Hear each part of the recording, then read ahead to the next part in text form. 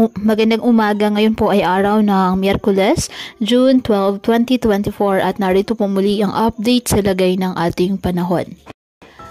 Ngayong araw, ayon sa Pag-asa, nalusaw na po ang binomonitor nating low pressure area sa may silangang bahagi ng ating bansa. Sa ngayon, easterlies o mainit na hangin na nagmumula sa dagat Pasipiko ang nakakaapekto sa eastern section ng Southern Luzon, Visayas at Mindanao.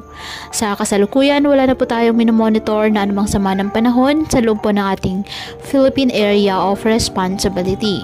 Ngayong araw, dahil po sa pag-iral ng nasabing easterlies, ang Bicol Region, Eastern Visayas, Caraga at Davao Region, bahagyang maulap hanggang sa maulap na kalangitan with isolated rain showers or thunderstorms. Habang sa nalalabing bahagi naman po ng ating bansa kasama na ang Metro Manila, apektado po ng mga localized thunderstorms, kaya asahan pa rin po ang pulupulong mga panandali ang mga pag-ulan. Kaya patuloy pa rin po natin na pag-iingat ang ating mga kababayan sa banta po ng mga posibilidad ng pagbaha at pagguho ng lupa, lalo na kapag may malalakas na ulan. At ugaliin po na magdala palagi ng payong o kahit anong panangga sa ulan sa tuwing lalabas po ng ating mga tahanan. At yan po muna ang update sa lagay ng panahon ngayong araw. Muli patuloy po tayo na mag-ingat at palaging tandaan, God loves you. Stay safe and God bless.